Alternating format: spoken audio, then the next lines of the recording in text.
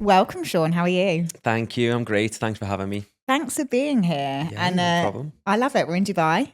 Those of us Yes, who don't know, even though you've got a nice, is it Liverpoolian I'm from accent? Liverpool. Yeah, I've been here. It was actually my ninth year yesterday. Long So yeah, I time. moved this time, very start of the year, start of January, L- and been here ever since. So 9 years in. Wow. And you Yeah. spent your whole career in fitness, well-being, being an athlete. I was reading all up on you today and I was like, wow, this is long.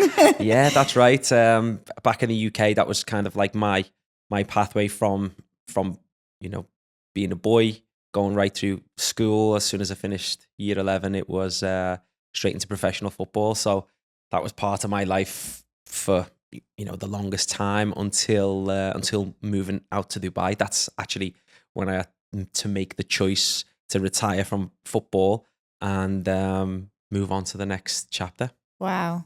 And so how old were you when you retired?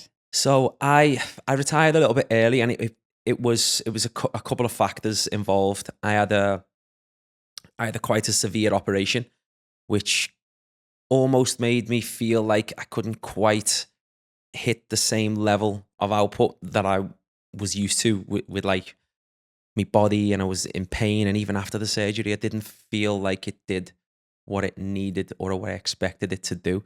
So it was just not being able to do the things that I wanted to do and was thought I was capable of because I'd done it in the past.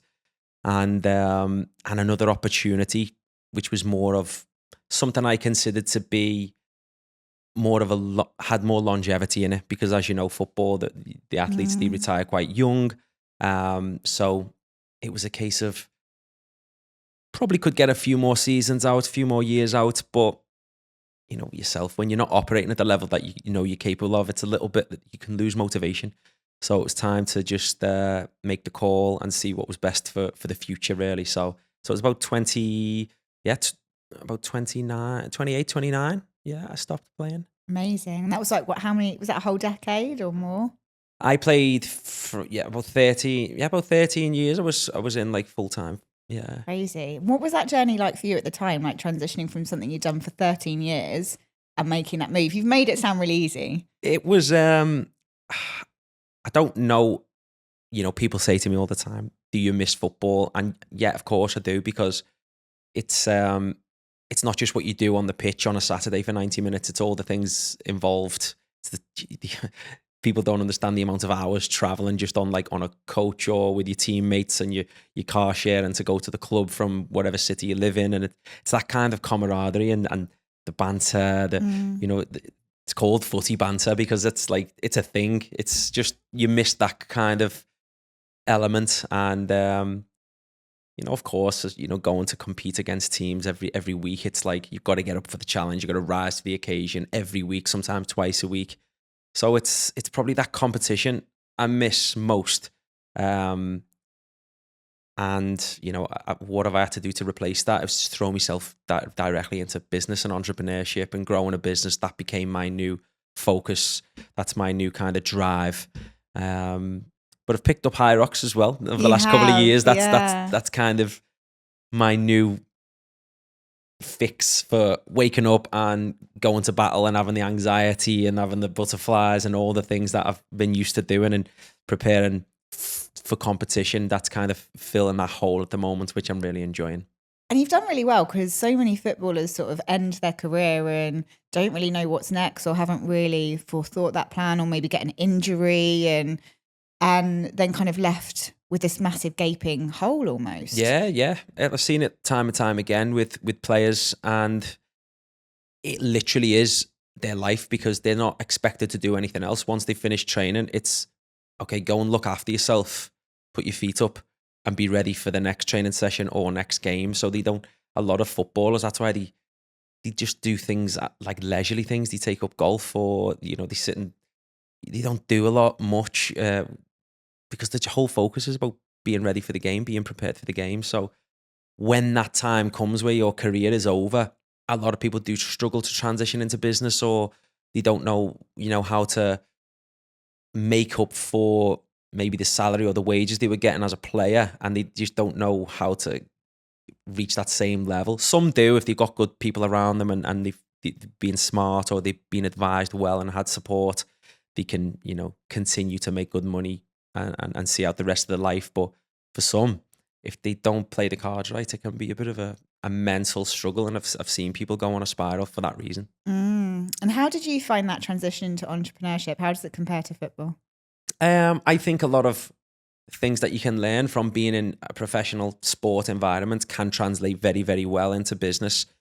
As an athlete, you're always subjected to different challenges, things not always going your way, not always winning, fighting uphill battles, mixing with different personalities. Like your changing room might have 20 odd players plus staff, and you've got to learn to have that cohesion and chemistry with them immediately. And new players come in, players go out. It might be you that transfers to a totally different club, and you've got to walk in the door as the new guy and try and gel with people and make relationships. So I think a lot of that can translate really well into a business focused environment.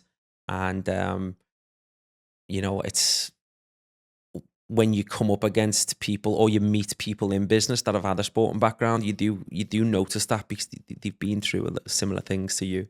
And the competition and the competitive edge is quite good as well, isn't it? Definitely. And that's one of the things I was kind of referring to just now. It's like they're used to having that competitive spirit and they want to win, they want to achieve, they want success in whatever form success is.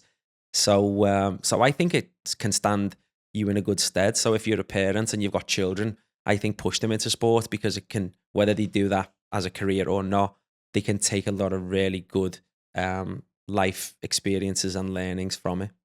And you've not just got one business, you've got multiple businesses now. So you've had the K08 for 9 years? K08 is had kind of different verticals to it. It started as an e-commerce business, which a lot of people don't know. They think K08 Fitness is the gym that we have in Dubai Marina, but it was actually it's a product. It's a physical product that you can use. It's like the one where you put your legs in and you go in and out. You can put legs in, arms in, shoulders, hips. Like it's think of it like the easiest way to kind of explain it, but without showing you a video or an image is like, think of one device that can do almost anything. It's like a Swiss Army knife. You can do 500 plus exercises with this one piece of kit.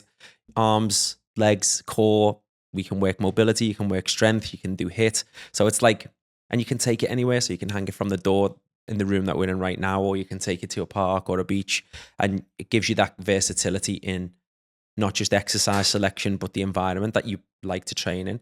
Not everyone likes to go to the gym. Not everyone likes to work out at home, but this can give you the benefit of taking it with you because it doesn't weigh very much. It's only like 1.7 kilos. So think of like a large bottle of water. So you can take it in your bag, you can exercise anywhere. So that was the focus. That's what brought us over to Dubai from the UK.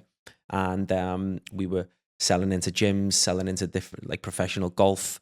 We were working with athletes. So this is something that brought us here. And we opened the gym after a couple of years of being here is when we got our first like base, shall we say. So that's, K08 has been our kind of like vehicle to cement our feet here and build a community, which we love to do. And you've experienced it yourself. We're going to come back to the Hyrox classes and my experience of that because I love it. I think it's absolutely awesome and overlooks the marina. Yeah. Gorgeous community. Yeah. Everyone's great. Yeah, it's a great. We were lucky with the property and where it is, and it's beautiful views, and people love training outside as well. So we've got a studio indoor, and we've got an outdoor terrace where we all throw down, get in the sun, and put the music loud, and it's a good vibe. So we enjoy that. So that was the first kind of business that brought us over here. It makes me laugh because there's one in London called Slevin, and it's similar like classes. Okay. So I've been at yours, like, overlooking the marina, everyone's gorgeous and, everyone's really friendly, the highs. Go to the Slevin one and you like run around this little green and you've got all these druggies in the park watching you as you run. It's pissing down with rain and you're just like, this doesn't compare. It's just not going to compare, is it? That Dubai dream was winning that day for sure. Dubai's a nice city and it's got a really good, positive fitness, like, what's the word I'm looking for? It's got a good fitness Mentality and mentality. community. Yeah, exactly. Yeah. Like people are. I think the weather has a good role to play in that, because people are outdoors. You're on the beach. You want to look good, and I just think that is it's quite a health Yeah, didn't they have scene, like isn't a it? whole month where wasn't That's that in right. Yeah, November? Dubai 30-30, Yeah. and the cool thing about that is that's been brought in from the top. So it's the royal family. I think it's Sheikh Hamdan's initiative, where he wants to activate the whole of the population in his Wow. city to say, look, I'm going to challenge you to work out for 30 minutes for 30 days straight. And that's such a positive thing to want to support. And I can't remember seeing that from where I'm from. Maybe I might have missed things, but No, nothing springs to mind. And they do that every year, and every year it grows bigger and bigger. So Wow. it's having that long lasting effect where it's the spark plug to get people. Wow, this makes me feel great. I feel Yeah. better. My mood's better. I'm feeling in better shape, and that is what becomes addictive when you start to feel good and you experience what exercise actually means and what it does for you. Because people don't know, like people who don't have a sporting background, or they're not into fitness and it's not a way of life for them. They're more sedentary, and that's the way they've always been. Some people don't get it. They're like, why do these runners, like, what's this runner's high all about? Or why do people obsessed with going to the gym? What's the big deal? But it's more about the effect, and when it becomes a habitual thing in your life, so many positives come off the back of that. Mm. And it gives people confidence, and puts people in a better mental state. So when they start to experience that, it's It important. kicks in, yeah. So it sounds like you're really in the right industry, in the right place. Hopefully, yeah. I think fitness and wellness for sure is the new frontier across the world. Like I see every property developer are now putting amenities in that are all inspired by health and wellness provisions. And as I say, I've been there since day dot, like through sport, then through exercise and fitness, and through education, and now it was something that affected me in my life personally, which was the kind of the day that made me look at health in a totally different way, more of a zoomed out lens. So it was so my mum got cancer. We got the call, and it was a devastating thing to take on board, especially me living away from home, because I wasn't able to be there for her every day. My other siblings, they did a tremendous job of giving her that support and helping her through the journey that she had to then go on through chemotherapy and like all the other things that went along with it. I think she had like more than 2 operations before the chemo even started. So Wow. she went right through it. And as a lot of people know, cancer doesn't just affect that individual, it's everyone around them. So for me being over here, I was looking at different ways in which I could support her and her recovery, and looking at cellular regenerative things that we could maybe plug into the advice she was getting from the doctor and the medical team she was with. So I was looking into fasting protocols and diet and hyperbaric oxygen therapy and red light therapy and all of these different things that would help her. And that was almost kind of like also signaling something to say, you don't need to be ill or wait for this negative situation to start to incorporate this. So that rabbit hole opened then about preventative measures and preventative medicine and functional medicine. And I was like, wow, this is cool. And I want to do this for myself and for the people that I've got around me and for the members that go to our gym and for family. And it was like, obviously that mum's situation was the catalyst, as I say, but it then just totally changed my perspective on health and wellness. And that's what led me to start this new business, which is called Rejuvenate Wellness Club.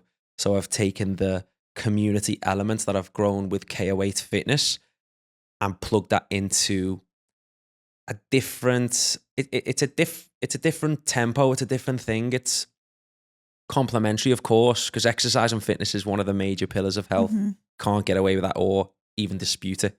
But this is more going down the route of rest and recovery, diagnostics. So looking at blood work, looking at gut microbiome, looking at DNA methylation and genetics. So it's really about like looking under the hood and not just looking at yourself in the mirror going, I'm a fat, I'm a thin, I'm a overweight, I'm a muscular. Like, you know, I've got a good fitness level. That's a very physical way of looking at or determining wellness and health. And There's abs so don't much mean more health. to it. Abs don't mean health, yeah, of course. But that's a misconception. Look at this guy, he looks fit, or look at this lady, she looks super fit.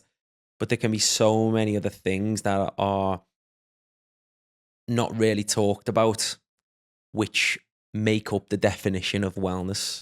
There's emotional, there's social, there's, you know, what's your purpose in life, what fulfills you. Like you can be ripped, shredded, jacked, you name it, but you can be unhappy and unhealthy and stressed and have no purpose. Like, so there's like I say, there's a different lens that I'm approaching wellness through, and Rejuvenate is that hub, so people can go down that journey and we can really personalize it for them. Wow. So if I was somebody coming in to Rejuvenate, like what would be my process?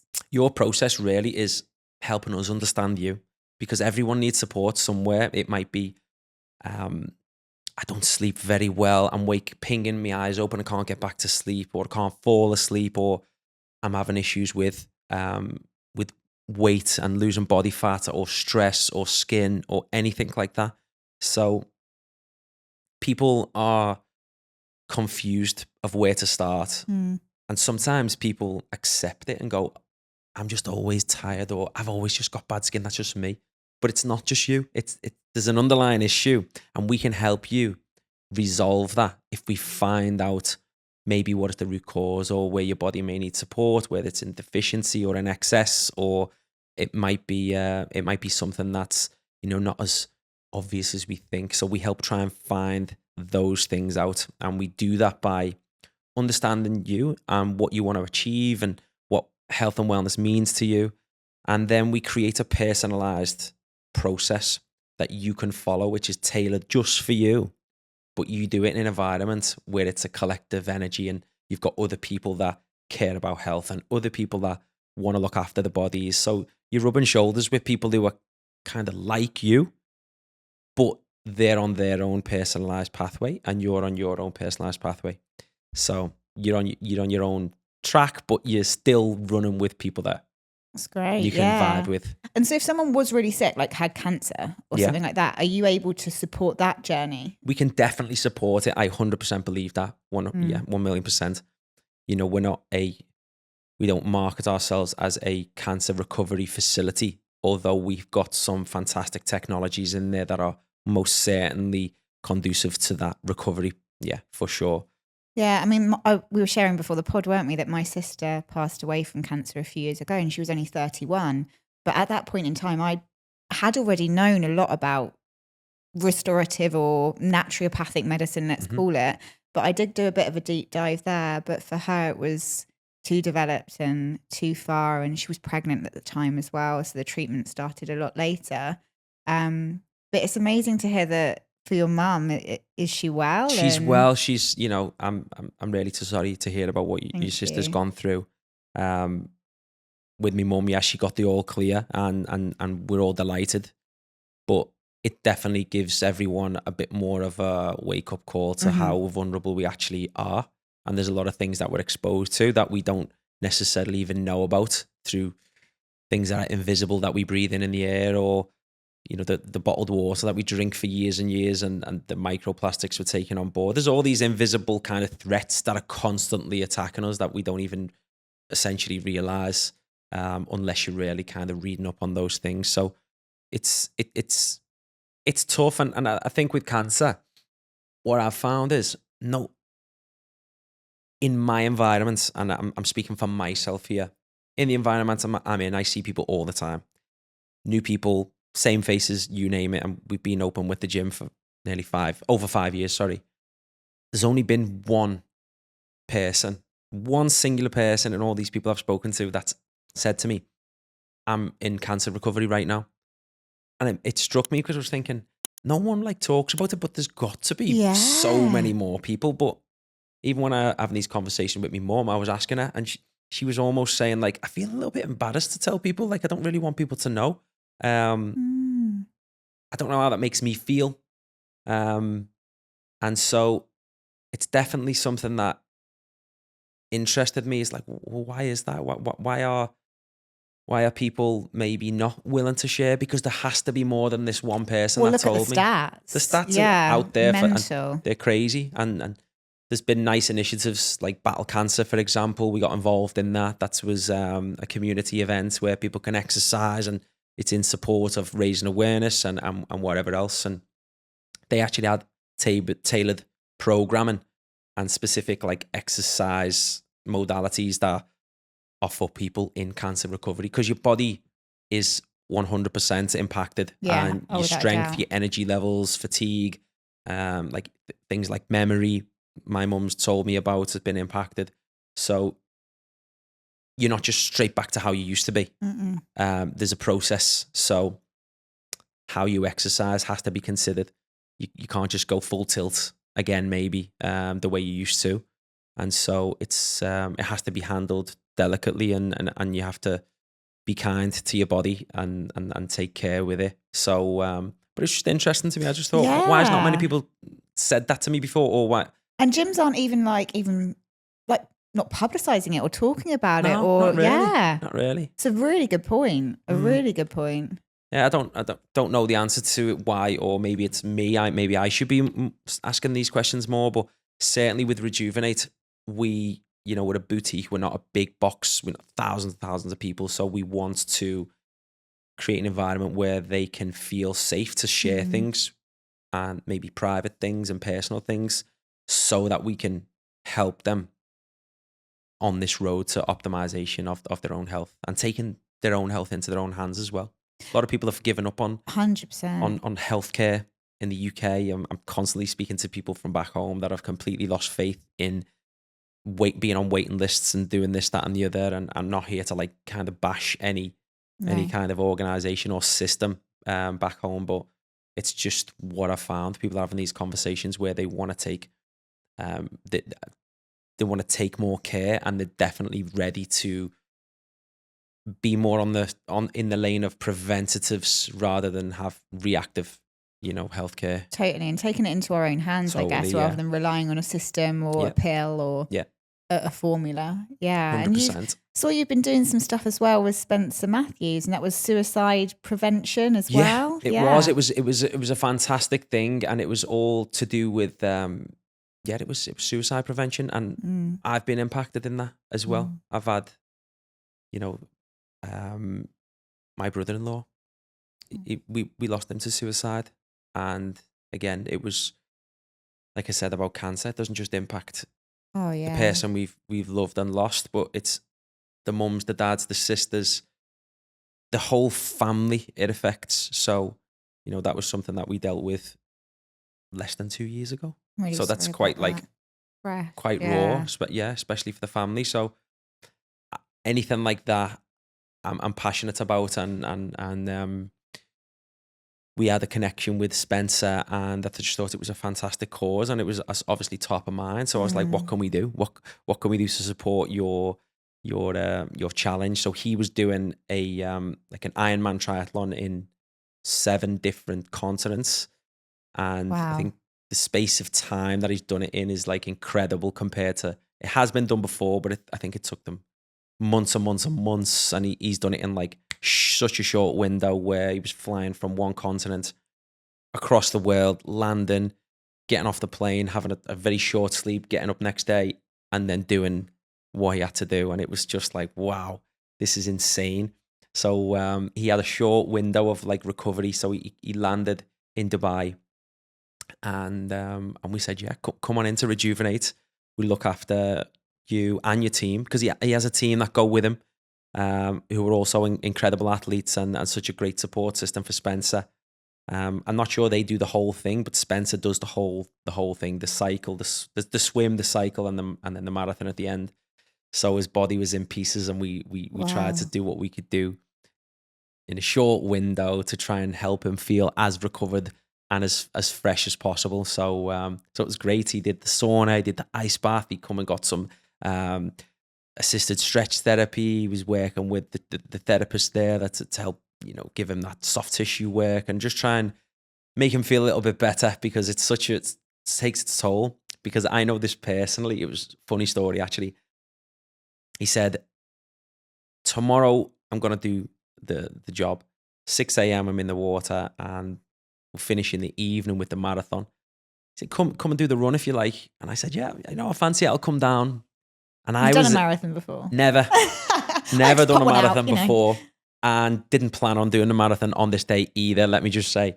So in my head, I thought, I'll go down there, I'll do 10, 12K, I'll support him and wish him all the best, maybe get something for Instagram and whatever, and then I'll leave, because it was what we call taper week in kind of the Hyrox community. It's like the week before race day. Right. So I was going to race. You're not supposed to go too hard. You're supposed to be, exactly, yeah, you got it. You've got to be pulling back, looking after yourself, focusing on rest and recovery. And so I was thinking 10, 12K, we'll just plod it, we'll be fine. So we set off, and I was like racing from work to Al Qudra. So from Marina to Al Qudra, battling through traffic. I was eating my dinner in the car, like on the way at the lights. And then I literally pulled up, and the team were waiting to go. Like they were like in race position, like, come on, are we going? So I was late. So I just jumped out the car, tied my shoelaces, and the race begun. Not the race, the run begun. So we're just talking, chatting, and we're plodding along, and it was a great setting. The sun was going down. It was cool. It was nice and cool.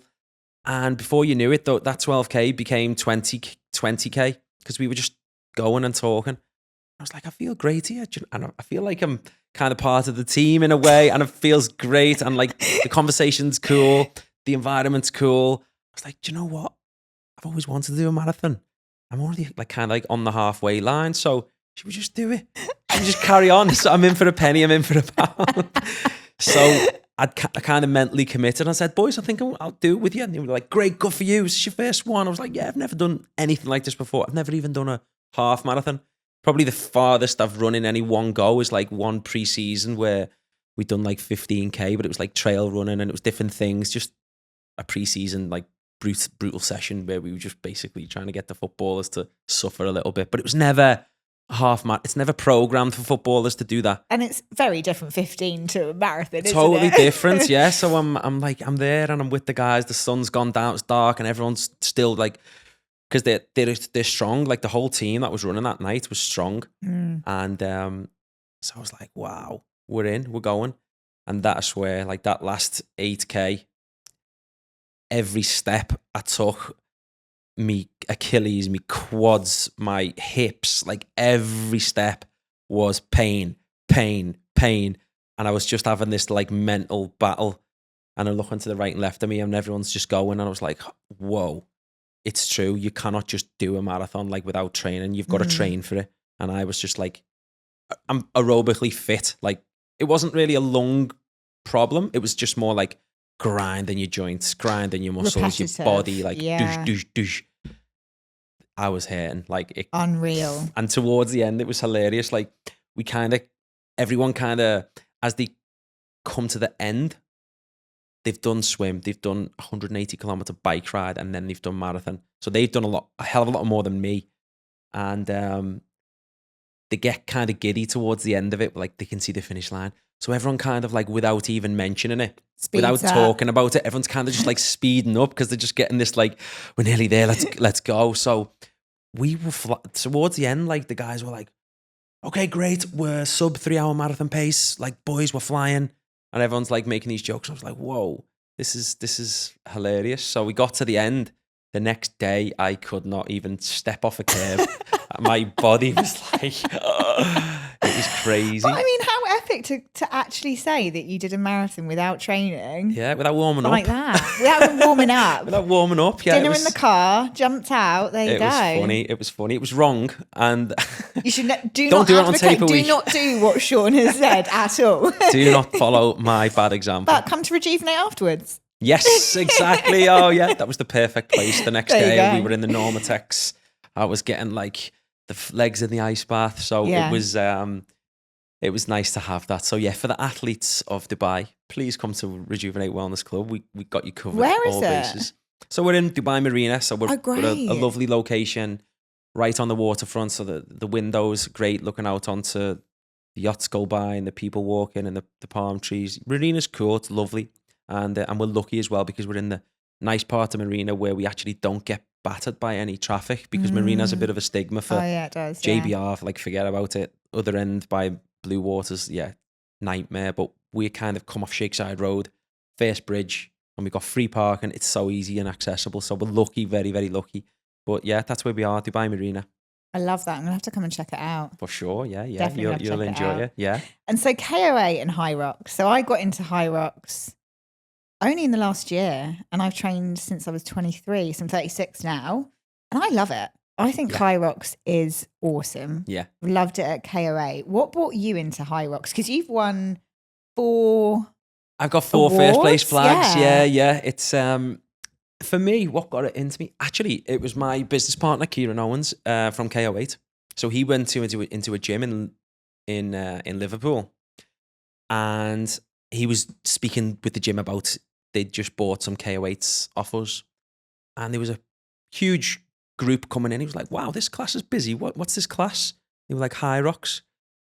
How many years ago was this? Just to put This some is context. years ago. This is before the first one in Dubai. So we were actually very early to the Hyrox in this city, because he called me. He was like, "We should have a look at this." And someone had actually mentioned it to us. It was a guy called Lee Devon. He used to be in charge of Under Armour, and he actually put it on our radar as well. And I actually remember looking at it and didn't really understand it, but I didn't deep dive into the concept. I kind of just glanced at it and went on with my life. But Kieran was like, "No, really look at it. This could be something that we include at K08." So we did. We looked into it. We started training. We did a simulation, and I was like, "Whoa!" Just been humbled again, and that's kind of like excites me when something's difficult to do. It just like it excites me more. And when you did it, was it as it is now? It hasn't changed? It's so Hyrox, for those that don't know, it's a set, structured. They call it a fitness race. So there's 8 sections of the race, and each section of the race begins with a 1 kilometer run, followed by a functional exercise station. So you essentially go through 8 rounds. So it's run, exercise, 8 times. And the job is get to the end in as short a time as possible. So when we first found out about it, there was no kind of like education behind it as there is now. Like now there's so many coaches entering the market and saying, this is how you do this is how you do that. We were kind of just finding our way and knowing what we knew from our own experience. And so we really enjoyed it, and we got some of the members to do it. And then we were definitely the first in that part of the city. We're the first licensed Hyrox facility where they have to come and check out what you've got. And we were like, yeah, we want to be a Hyrox affiliate. So, and be recognized and do it properly and work with the brand to make sure the quality of what we deliver is very high. So that's what we did. And we became a Hyrox affiliate gym. So it just went from strength to strength there. People got the bug, and we were running these classes and on the weekend classes, because of course weekends are different than weekday. In weekday, what we've learned about our gym is if you're not on the way to work or the way home, like people want convenience, especially in Dubai. Traffic's like chaos.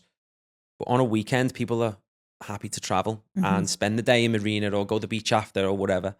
So on the weekends, like the numbers we've been getting at these Hyrox classes have been insane. I think the highest one we had like it was about 74, 75 in the same area, and it was just insane. And it happened again this Sunday, the first Sunday back in January. Again, hordes of people want to get fit again. People but you've done that class, haven't you, a few times? That's the class I do. The Sunday morning, Sunday 8 o'clock. Yeah. That's the one I love. But it's interesting to see, isn't it, now that so many gyms are getting Hyrox affiliated, or trainers are kind of adding that onto their badge. What's your opinion on that?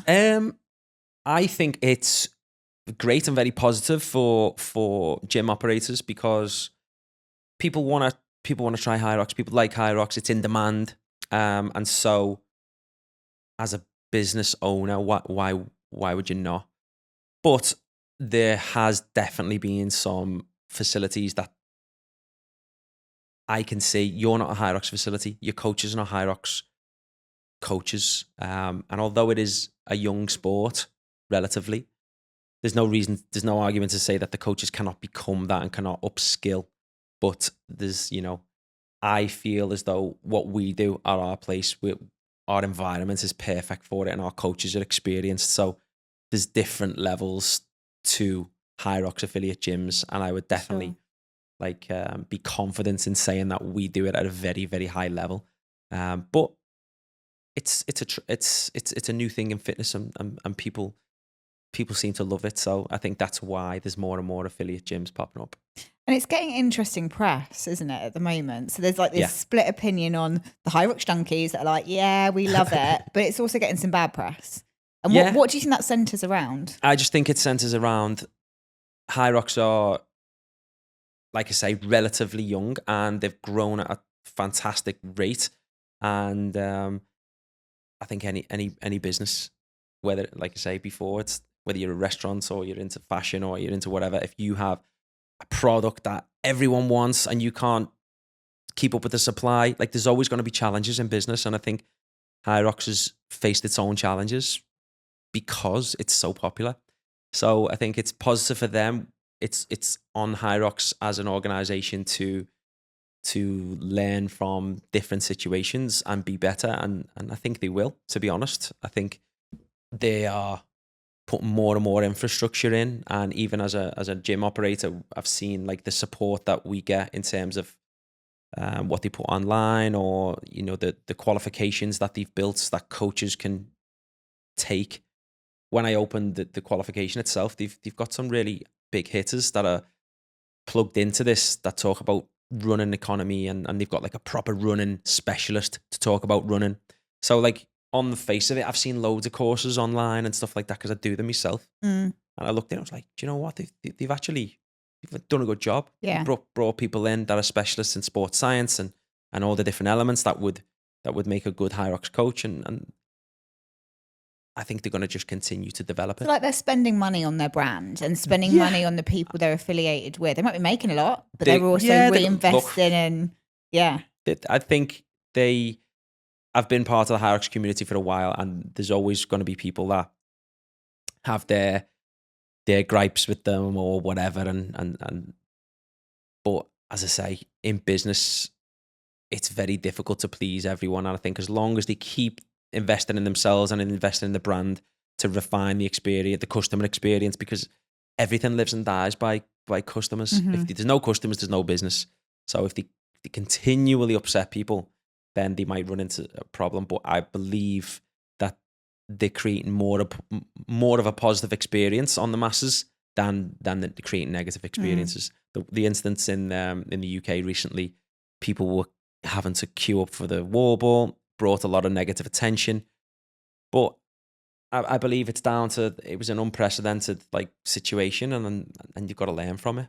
I might chill out. It's a race. We're not pro athletes. It's all going to be fine.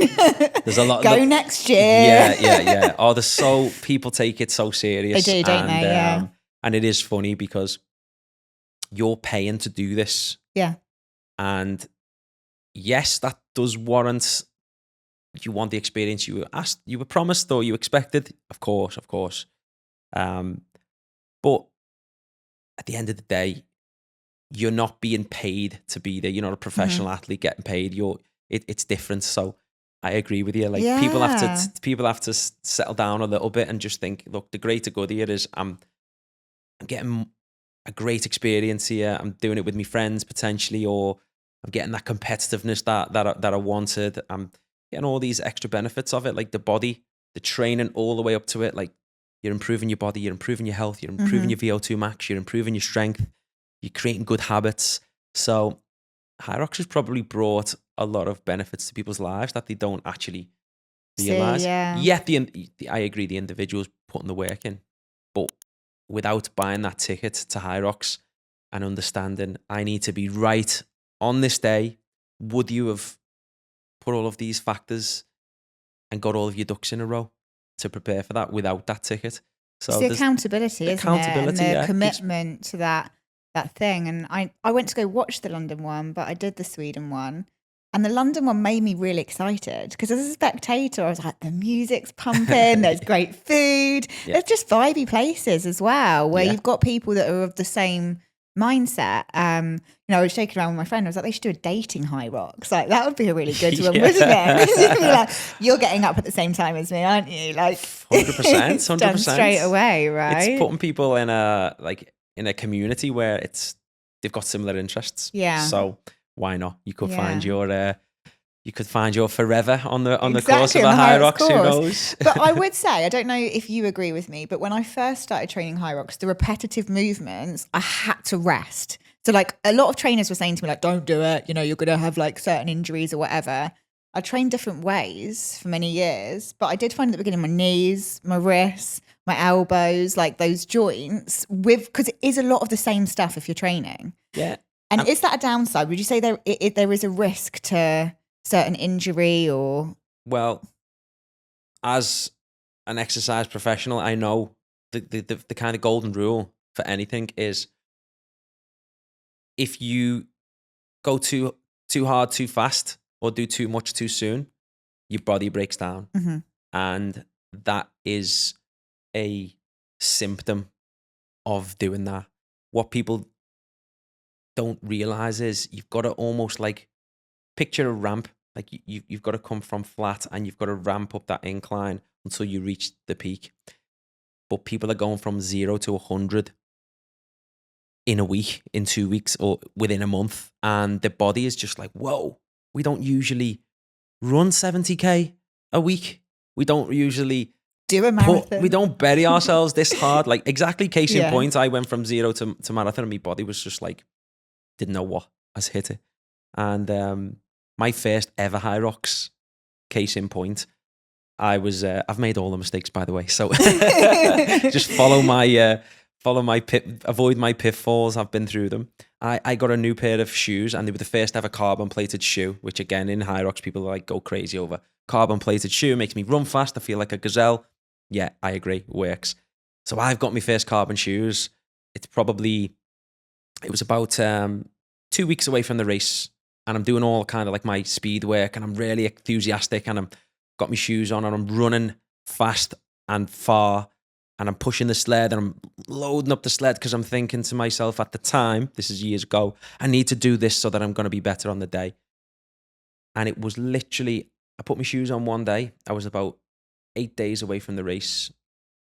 Put my shoes on, went for a warm-up jog and I was like, what is that? And I could feel my Achilles tendon. I was like, that doesn't feel normal. Carried on for a little bit of the session and I had to stop and I was like, oh my God. And I looked and I went to see the physio and my Achilles tendon like doubled in width and it was making this like creaking sound like a door.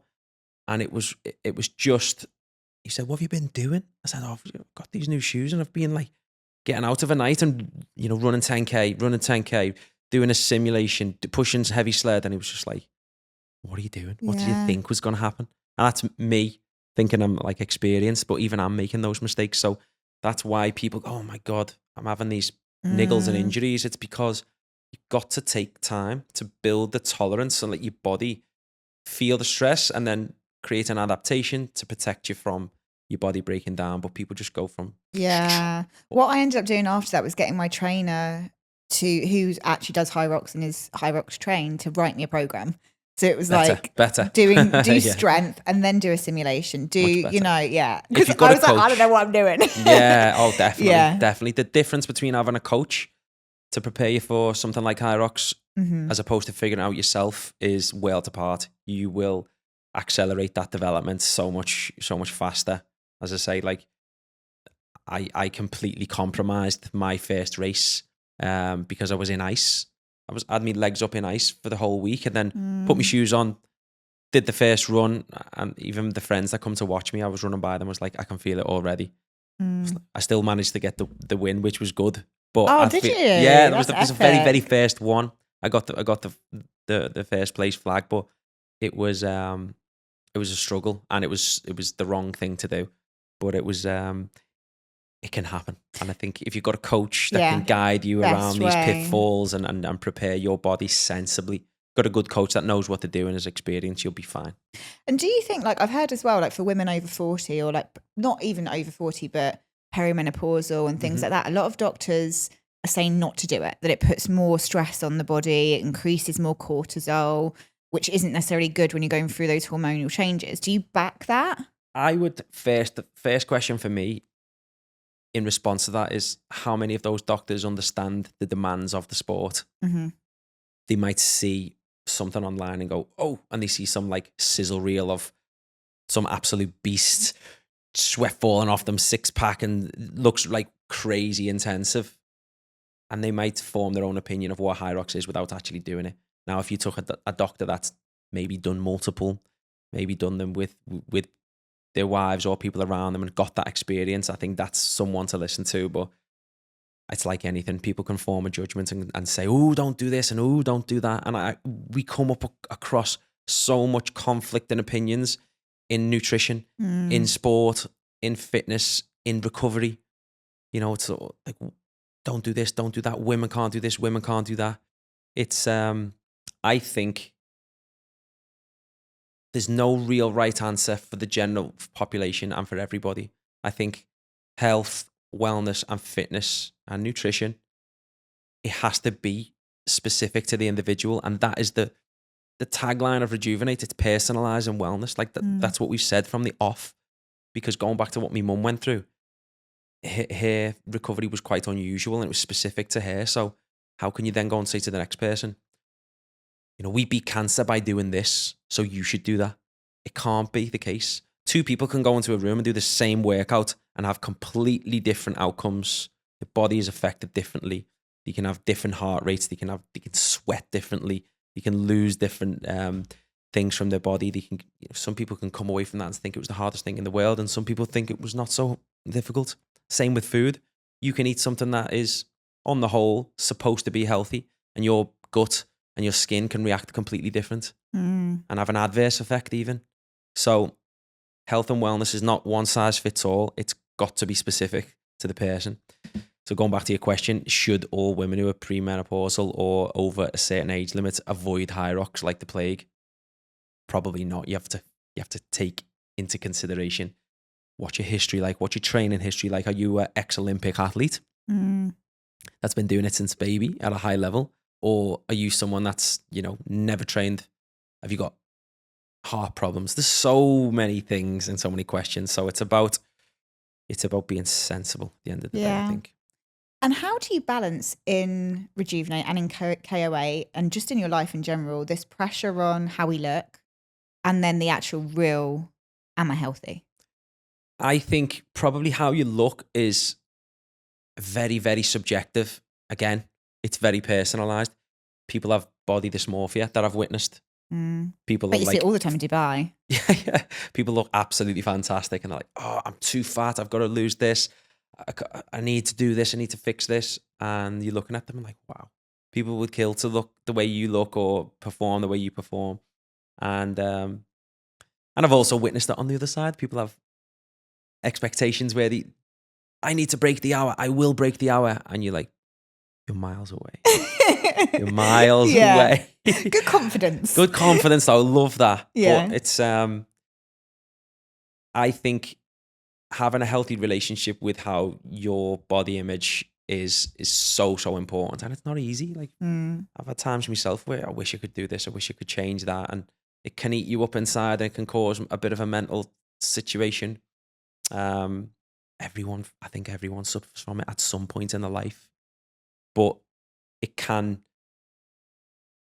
think it's about going on a bit of a self-discovery journey about what matters most to you and how can you regain body confidence if you've lost it.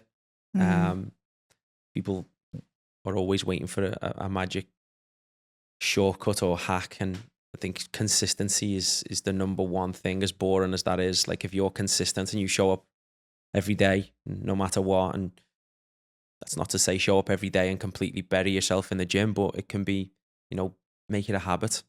Yeah. Consistency always will pay off. And in Dubai, there's so many shortcuts, isn't there? You know, you can get the Monjaro, injection or a nip and a tuck. Yeah. And that can be a temptation rather than develop the habit. Absolutely. I agree. It can be a temptation. It can be a temporary fix for short-term satisfaction. But if you get a nip and a tuck, when's the next time you need another one again? Like, I think consistency, looking after your body and having a very healthy relationship with nutrition and what you're putting in.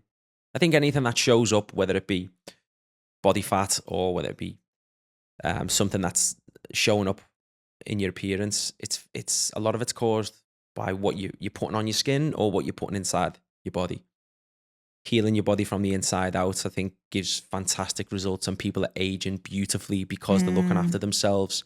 And that it's true. You can't always out-train a poor diet or poor sleeping habits. So I think getting the basics right is so important, and people that do basics well are the type of people that can add in these extra things that are going to give you the extra 5% or even the 1% marginal gains. It's the same with athletes, and it's the same in the anti-aging and the biohacking community. It's the same. Wellness is like getting your sleep, your activity, and getting your nutrition, getting that right as almost like the base of the pyramid, and then going and exploring the other things after that.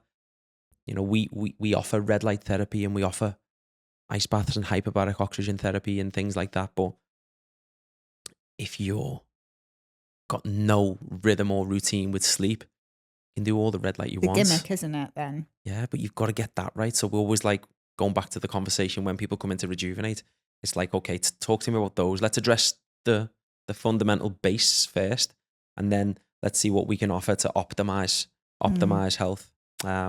But we go into all kinds of different things. Like I said before, it's blood work, it's diagnostics, it's gut microbiome testing, genetics testing. There is what really excites me and is kind of new, but it's getting pushed to the forefront of like podcasts, and people love watching Andrew Huberman and listening to Diary of a CEO or, whatever it is your favorite. They're all talking about health now because top entrepreneurs, top businessmen, successful people, it goes hand in hand. Yeah, I was going to ask that. Do you think it goes hand in hand? 100%. And not every example you'll always be able to show me, well, this millionaire's, hugely overweight. And but I think that is the new flex now. Like, health is wealth. It's not a new saying, but it's like, I feel like it's more true than ever. People are drinking less.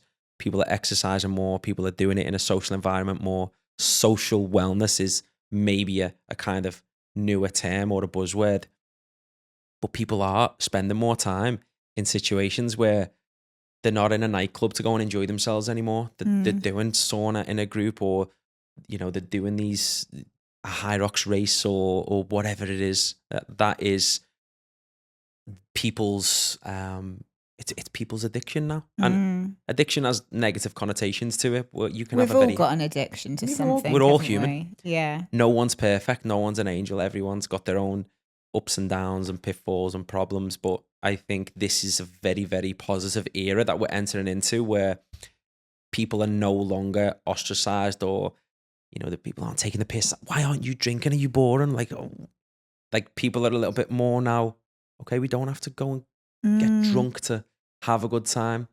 We're happy to get together and do different things, and that's a breath of fresh air for me, because I, as I say, I'm not an angel, but I've been there where people are like, oh, why are you doing this? Or you need to give it a rest. Chill out, will you, with all of your fitness and going to the gym? Like, I've had that for years, but now people are coming around, and the same people. Hello, welcome. Now you're on it. Now they're at your classes. I've been saying that to you for years. Yeah. All right. And so for men as well, do you think there is more pressure on how they look alongside this whole wave of health and fitness? I think male, female, there's always going to be people that wish looked better, and people struggle. And again, it goes down to who you are as the individual. Some people, like, they just metabolize fat and carbohydrates very, very well. Some people can look at a piece of cake and put weight on. You know what I mean? Yeah. Not literally, but you know what I'm saying. Yeah. And you can find out these things about your body when you take these tests, like the test I was talking about. I've found out some unbelievable things about my body that I would not have been able to know if I hadn't taken these tests, like heavy metal toxification. I found out that I was in the red danger zone for I bet aluminium. loads of us are, aren't Must we? be, yeah. But Yeah. you're not to know. Like, there's No. this might be symptoms, but they're not obvious. And I'm reading this report. I'm like, wow, I had no understanding of all of these layers and levels of my health that's actually impacted negatively, and I can sort this out. But so glad I did that, because now I've brought in different interventions in life where I'm not, using deodorant from when I was a kid and finishing training and putting it on all day. Like, it's not good for you. Like wrapping your food in tinfoil and using different pans. We've changed things out. We've changed a lot of different approaches to chemicals we put on our skin, and that has such a profound effect on how your body is affected. Some of these things are being shown to alter, like, your genetic cells in your body, right? yeah, and they're causing inflammation, and people are constantly suffering from inflammation. They don't quite know that they do. Mm-hmm. So yeah, as I say, going back to body image, like, I found out through that test, I do metabolize fat and carbohydrates very, very efficiently. So that's just the way I am. Yeah. But it makes me so sure that what we do at Rejuvenate now is the right first steps to take. Let's look at your bloods. Let's look at all of these kind of reports and results that can give us the information we need to create something that is going to work for you, instead of just guessing. Because you can look at Instagram or any kind of like YouTube shorts, and you'll find very, very credible doctors, and they're saying good stuff. But how do you know it's going to be what you need? Yeah. How And there's so much out there now, isn't there, online? I mean, that must be a frustration for you in the industry. Like, who is that person? Have they got credibility? And everyone's listening to them because the short blows up or the reel, goes viral. Yeah. And a lot of people that have good engagement get a lot of attention, and therefore people believe in what they say. And, I think everyone that is a content creator might if they're putting education out, they might put something out that they realize to be not so effective or not so true later on in their career. Mm-hmm. Which is fine, because everyone will, in the We start all of do your that. career. I mean, I say things in my office that I probably should never have said. Yeah, you go, yeah. But back then, there's something someone told me, you can do better when you know better. So you've got to give people a chance. Like, and if people, and even someone I follow quite closely, he's really good, Dr. Peter Attia, he's like, I've come out and completely, not apologized, but I've gone against what I once said, because now I've got data to support that. And it's like, the data that I'm now going off is new data. So I didn't have that data before. Yeah. So when I made that call years back, I was going off what was available and what was published. And now we've new technology. We've learned better. We understand the body better. So this isn't actually the best way. This is the best way. So they're open and willing to change their minds, which is fine. And I think, like, you've just got to be careful who you listen to. But if you want to kind of personalize what is going to work for your body, you have to go down the diagnostics route, which is what we believe in at Rejuvenate. Let's find out what's under the hood. Let's look at all your levels, and let's see what is specific to your physiology. And not just taking any information that's out there and applying it. Yeah. You'll see it all the time. Everyone should take this because everyone's deficient. What do you mean, everyone? Yeah. Everyone? It's a great way to sell a product, isn't it? Like, Yeah, at of the end of the course. day, like, let's all buy that. We're all, like, remember the matcha phrase? I mean, maybe everyone still likes matcha. I personally don't. But I went through a big thing like, no coffee, matcha. Yeah. And I was like, I love coffee. Why am I stopping coffee? And you've got to check yourself, haven't you? Yeah. And we can't always be dialed in 365. No. It's like, that's why in professional sport, athletes have seasons, and they have phases where they push, and they have deload weeks and taper weeks and cycles, like, because it's impossible to be full tilt 365, not just with exercise, but with your habits. Like we're all Everything, human. yeah. You need like sometimes you need We a need a blowout. Christmas. You need a Christmas, and it can really make you feel fantastic. Yeah. And it can be like a reset button. So you shouldn't have to apologize for that. If that's going to give you that well-being, then that is well-being. That is health. If you need to go and overindulge for a couple of weeks, okay, so what? It's not going to undo everything you've done for the whole, 11 months that you've been on the job. So it's about giving people time to de-stress, because when you're stressed, you're anxious, you're constantly checking your data or your Whoop or your Aura or your statistics.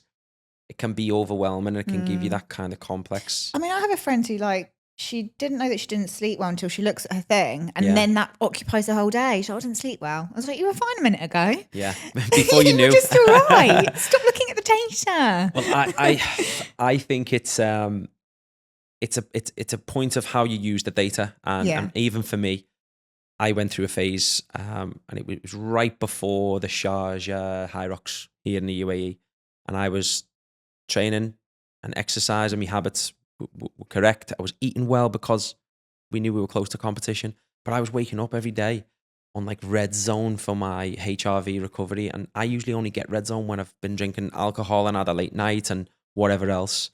And I was like, what? Why did I get that red? And now I'm amber, and now I'm back to red, and now I'm amber, red, double red. And I was like, what is going on here? And a lot of people will go, I'm taking this off. It's stressing me out. Was it stressing me out? It was more a case of I wanted to know why. So I was using the data to then find out what's going on with my body here. I feel like I'm okay. I can still train. I'm going to train regardless because I'm on my program. And when I actually deep dived into it and I spoke to a few specialists, and they were like, your central nervous system is tanked. You're in this fight or flight mode all the time. Why is that? What's going on in your life? I was like, come to think of it, like I've got a bit of anxiety over the race because I'm like expected to do well. No one just expect you to go and kill Smash it again. I've got all these people that are asking me, can you train me at 6 a.m., like 6 a.m. every day? I'm waking up. I'm still having late nights because I'm working in the UK hours, and I'm trying to find investment for my new venture, and I'm dealing with contractors, and I'm up the wall here. I'm completely stressed. I'm fried. And that was what was showing up on my Whoop. So is it because you're getting bad data? Should you take it off and cancel your subscription? No. I think if you're getting bad data, figure out what you need to fix. Yeah. Like there's something going on. Like you're sleeping poorly because of something. Yeah. So use the data to your advantage, because data doesn't lie a lot of the time. If your sleep is poor, are you eating late? Are you having 2 glasses of wine before bed? Are you having high sugar after your evening meal? Like something's going on. Are you drinking too much water and getting up to pee in the middle of the night? That's affecting your sleep. Like, and those things sound simple, but that data can just be the indication, right? It's the indication, and it's how you use that data. You can either use it to your advantage, or you can look at it and bury your head in the sand. So if you want to really optimize health, and yet there's always going to be the argument is, just live your life. Just take your Whoop off. Like, just live your life. But depends how you want to live your life. Yeah. Some people want to live the life and they want to really try to optimize because it matters to them to be healthy as a parent and be able to be healthy and have that longevity and look after their own family. It matters to them to go and run an Ironman this year. If over to Spencer, for example, we talked about before, it's important to him to do this. It depends who you are. Like, if you don't care about any of that, then you don't need it to have a data tracker. But if data means something to you and you want to use it positively for your own health and benefits, or the people and family around you, then I'm in that camp. Like, that's why I use it. Amazing. Well, thank you so much for today, Sean. It has been such a pleasure having you on. Thank you. How can people connect with you personally, and then also connect with your businesses? You can find me on Instagram. I'm probably most prevalent there. It's Sean Clancy _K08, always a letter. Or you can find, if you want to check out Rejuvenate, we are at Rejuvenate Wellness Club. So you can find us on Instagram. You can find us, if you put us into Google, And K08 Fitness is our exercise and fitness element. Yeah, K08 Fitness. Amazing. Well, thank you so much. Thank you so much for having me on. Appreciate it.